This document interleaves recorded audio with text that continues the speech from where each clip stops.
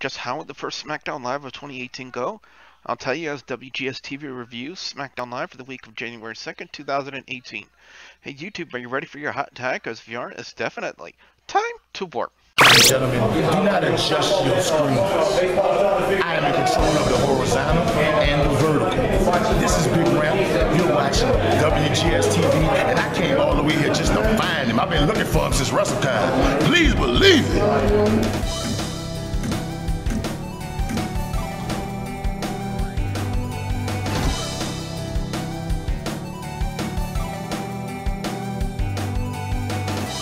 Guys, I'm the Wrestle Gamer. Welcome back to another episode of WGS-TV right here on YouTube.com/WrestleGamer. I hope you guys enjoyed today's episode of the WGS Arcade. Be sure you keep coming back every day at 9 o'clock a.m. Central Time for another episode of the Arcade. The one storyline that I feel keeps bringing fans back to watching SmackDown Live every week so far has to be the feud with the Yep Movement and Shane McMahon. It's even gotten to the point where a turn appears to be in the works for either Daniel Bryan or Shane McMahon, but it's hard to say which way they are going to go. So what happened this week? To answer that question, let's talk about SmackDown Live.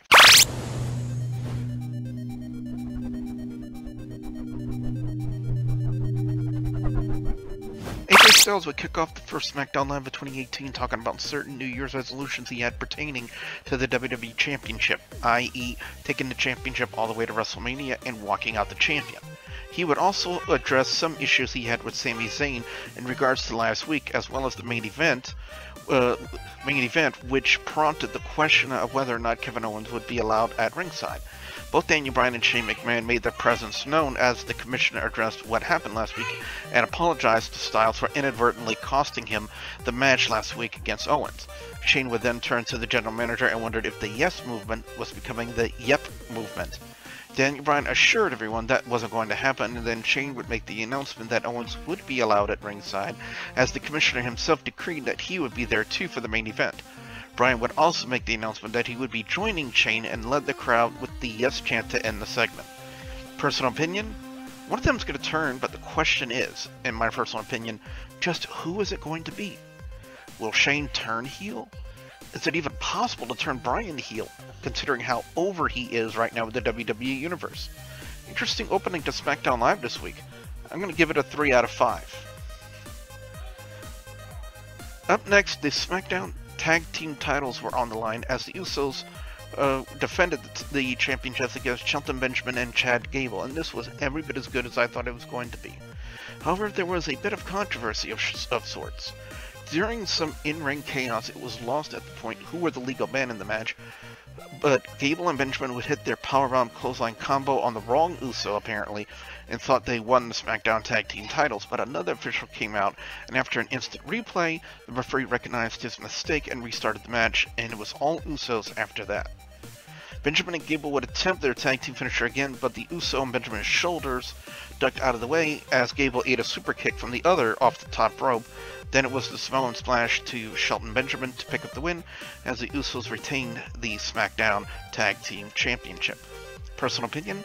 I like the usage of the false finish for both teams because it brought more interest to the match. Both teams are legit teams, and all of them are great performers, and they had great execution in this match.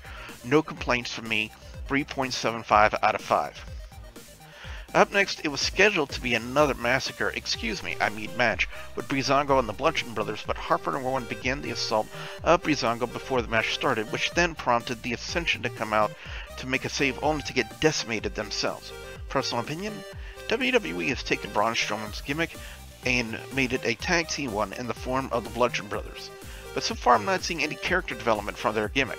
It's basically the same two guys with different gear and props. And don't be surprised to see a match with the Ascension and the Bludgeon Brothers next week. 2.75 out of 5. The first round of the United States Championship tournament continued as Aiden English took on Xavier Woods. First off, Rusev, don't quit your day job. Leave the singing and the gimmick to Aiden English. Although it was cringy, somehow it was over with the Orlando crowd. Overall match content was quite good, no outside interference despite all the people that were present at ringside. One spot to bring up here was English's attempt at what it looked like a pile driver or power bomb to Woods from the second rope, and Woods' counter was pulled off quite well. The finish of the match was Woods hitting a flying elbow on English to pick up the win, and would proceed to devour pancakes in front of the United States Championship belt. Personal opinion? I still don't see the connection with pancakes to the New Day. I don't hate pancakes, I love pancakes, but I just don't see how it fits with their gimmick. Woods may have advanced, but I don't see him winning due to the fact he's primarily a tag team guy. But you never know what kind of crazy stuff you can get from WWE Creative. 3 out of 5. Up next was a 6-woman tag team match as the Riot Squad took on Natalya, Tamina, and Miss Money in the Bank, who as of late has become Miss Irrelevant in the Bank, Carmella. Who knew interest in her would drop after WWE dropped James Ellsworthless? By the way, Sarah Logan and Daisy Duke shorts for ring gear was quite nice. Overall match content was decent, as the finish of the match was Logan hitting a cartwheel knee strike of sorts to Tamina to pick up the win, and following that, Ruby Riott would attempt to draw heat from the crowd and work her gimmick properly as a heel, and would announce that the other members of the Riot Squad were in the Women's Royal Rumble match. Out would come the SmackDown Women's Champion Charlotte, followed by Naomi, and a returning Becky Lynch, who took it to the squad. Personal opinion?